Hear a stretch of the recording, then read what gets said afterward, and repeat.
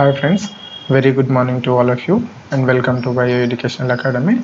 Right friends, in this session we are going to study the sixth chapter of 8th class NCERT book, and that is Social Sciences, Geography.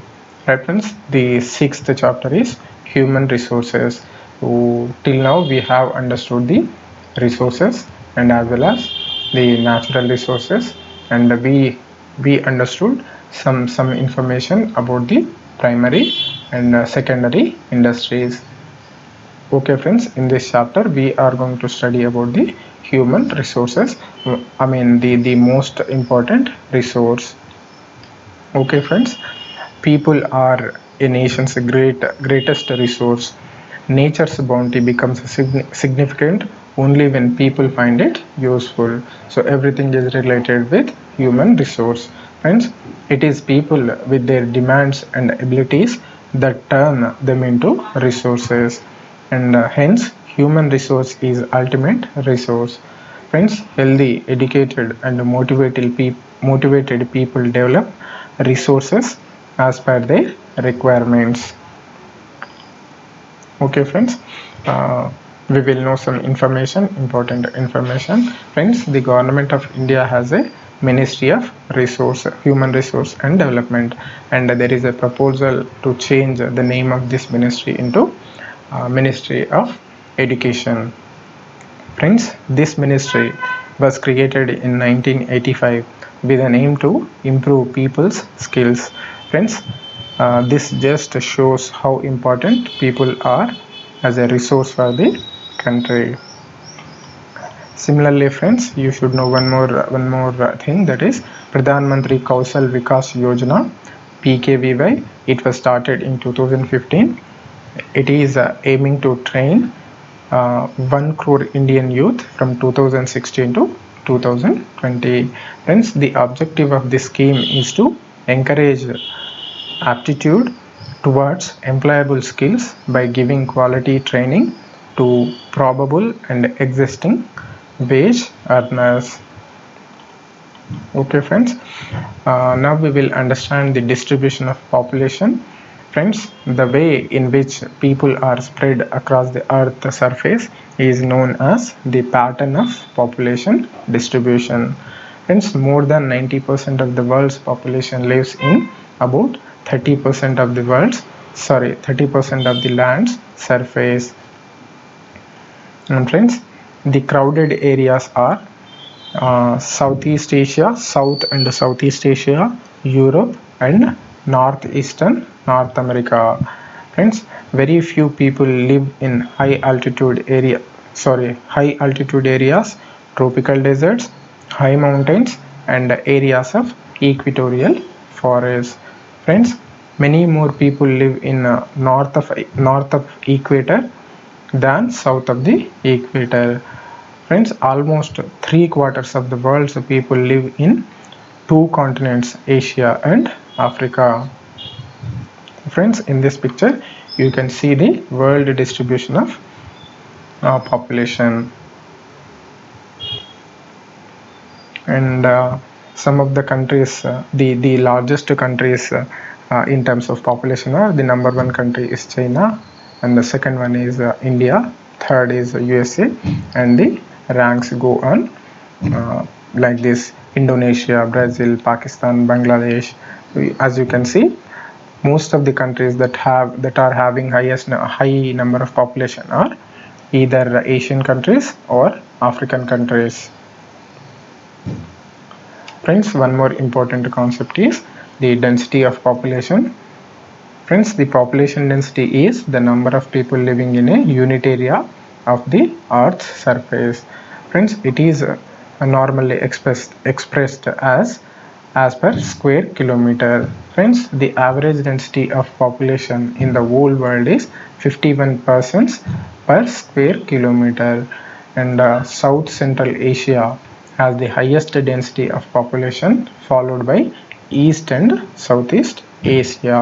So one thing is clear, that the Asia, especially South and Southeast Asia, is the most densely populated region in the entire world. Friends, one important fact is average density of population in India is 382 persons as per square kilometer. Friends, this is according to 2011 census. Okay friends, now we will see the factors affecting distribution of population. First we will consider the geographical factors. In that, the first one is topography. Friends, people always prefer to live on plains rather than mountains and plateaus because these areas are suitable for farming, manufacture and service activities. So people prefer to live on plains. Friends, the Ganga plains are the most densely populated areas of the world, while mountains like Andes, Alps and the Himalayas are sparsely populated. Friends, if we consider climate, friends, people usually avoid extreme climates that are very hot or very cold, like Sahara Desert. This is hot, and the polar regions of Russia, Canada and Antarctica. Friends, if we consider soil, the fertile plains such as Ganga and Brahmaputra in India, Huanghe, Changjiang in China and the Nile in Egypt are densely populated. So the river plains are extensively populated because of the fertile soil created by the rivers. Friends, when we consider water, people prefer to live in the areas where fresh water is easily available. Friends, similarly, the river valleys of the world are densely populated while the deserts have sparse population. This is because of the availability of water. Friends, minerals, when we consider them, areas with mineral deposits are more populated. The diamond mines of South Africa and the discovery of oil in the Middle East led to settling of people in these areas. Okay friends, now we will consider social, cultural and economic factors. When we consider social factors, friends, areas of better housing, education and health facilities are most densely populated. The example is Pune. Similarly friends, when we consider cultural factors, places with a religion or cultural significance attract people. Towns like Varanasi, Jerusalem, the Vatican City are some of the examples. Similarly friends, when we consider economic factors, the industrial areas provide employment opportunities. Large number of people are attracted to these areas. Some examples are Osaka in Japan, Mumbai in India. Okay friends, one more important term, that is life expectancy. Friends, it is the number of years that an average person can expected to live. That is the life expectancy. Friends, in our country, the life expectancy rate is at 69 years at present. Okay friends, now we will understand the population change. Friends, the population change refers to the change in the number of people during a specific time. Well, friends, for an extremely long period of human history, until the 1800s, the world's population grew steadily but slowly. Large numbers of babies were born, but they died early too. This was as there were no proper health facilities. So because of the absence of health facilities, both the death rate and both the birth rate and the death rate were high. Because of that, the population growth was very slow. Okay friends, the main reason for the growth was that with the better food supplies, I mean from the 1800 onwards, the population growth rate has picked up and the population started growing at higher rates. This is because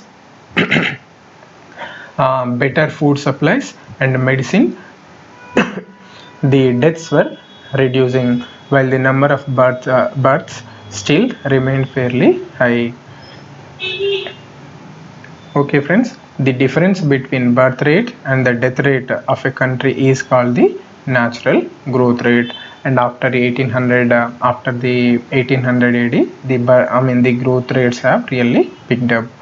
Friends, in this in this picture you can see the world population growth rate. So till 1800 the growth rate was really slow, and after 1800 AD the growth rates have really picked up.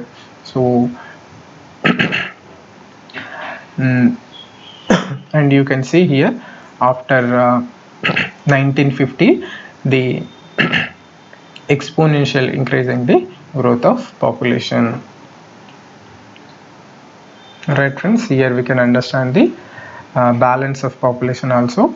When birth rate is high and death rate is low, population increases and it is showing upwards. When birth rate and the death rate are equal, population grows steadily. There will not be much increase in the number of people. Okay friends, when birth rate is low and death rate is high, the population tends to decrease. Okay friends, migration is another way by which population size changes. People may move within a country or between the countries. And immigrants are people who leave a country, and immigrants are those who arrive in a country. Friends, countries like United States of America and Australia have gained in numbers by immigration or immigration. Sudan is an example of a country that has experienced a loss in population numbers due to outmigration or immigration. Friends, the immigration and incoming or outgoing of people also impact the overall growth rate of population. Friends, the general trend of international migrations is from less developed nations to more developed nations in search of better employment opportunities. As you all know, many of our Indians also emigrate to countries like USA and UK for better opportunities and better living conditions. Okay friends, now we will try to understand the patterns of population change. Friends, rates of population growth vary across the world. Excuse me. Although the world's total population is rising rapidly, not all countries are experiencing this growth. Friends, some countries like Kenya have high population growth rates. They had both high birth rates and death rates. Now with improving healthcare, death rates have fallen, but birth rates still remain high, leading to high growth rates. Friends, in other countries like United Kingdom, population growth is slowing because of both low death and low birth rates. Friends, in this picture you can understand the differing rates of population growth. So especially in African countries, the growth rate is really high, and in Northern America and even in Southern America, the growth rates are lower. Okay friends, now we will see the population composition. Friends, how crowded a country is has little to do with its level of economic development. For example, both Bangladesh and Japan are very densely populated, but Japan is more economically developed than Bangladesh. So the population, the overall population, the crowdness is not directly related to the economic position of that country. Right friends, population composition refers to the structure of the population. Friends, the comparison of population helps us to know how many are males or females, which age group they belong to, and how educated they are, and what type of occupations they are employed in, and what their income levels and health conditions are. So all these information can be used in policy making and for planning the development of people in a better way. Friends, an interesting way of studying the population composition of a country is by looking at the population pyramid, also called as age sex pyramid. Right, friends, here in this picture you can see the population pyramid. Friends, a population pyramid shows the total population divided into various age groups, for example 5 to 9 years, 10 to 14 years, etc. And it also shows the percentage of total population subdivided into males and females in each of these groups. So here on the y-axis you can see the age group division, and here you can see male people, here in this side you can see female people, and on the y-axis you can see the percentage of population in each age category. Right, friends, the shape of the population pyramid tells the story of the people living in that particular country. Right, friends, the population pyramid also tells us how many dependents are there in a country. Friends, there are two groups of dependents. Those are young dependents, they age below 15 years, and elderly dependents, they aged over 65 years. This may change from country to country, but these are the general numbers. Okay, friends, the population pyramid of a country in which birth and death rates both are high is broad at the base and rapidly narrows towards the top. So friends, here in this population pyramid we can see a broad base and a narrow top. This occurs when the both birth rate and the death rate are very, very high, and the best example is Kenya. Friends, in countries where death rates, especially amongst the very young, are decreasing, and the pyramid is broad in the younger age groups because of more infants survive to adulthood. Reference, here you can see the population pyramid of India. The base is not that wide, so here the birth rate is also declining. Birth rate is declining, right, friends? In countries like Japan, low birth rates make the pyramid narrow at the base. So here in this picture you can see narrow base because the birth rates are really low. Friends, decreased death rates allow numbers of people to reach old age, and skilled, spirited and hopeful young people endowed with a positive outlook are the future of any nation. Skilled, spirited and hopeful young people, these are the future and hope of the future of any nation. Friends, we in India are fortunate to have such a resource. They must be educated and provided skills and opportunities to become able to productive. Friends, the percentage of young people, high percentage of young people are there in India, and it is a great asset to country. We are calling it as the demographic dividend. So we have to skill them and educate them so that we can reap the benefits of the younger population. Right, friends, this is all from this chapter. Thank you for joining me. Have a good day. See you next time.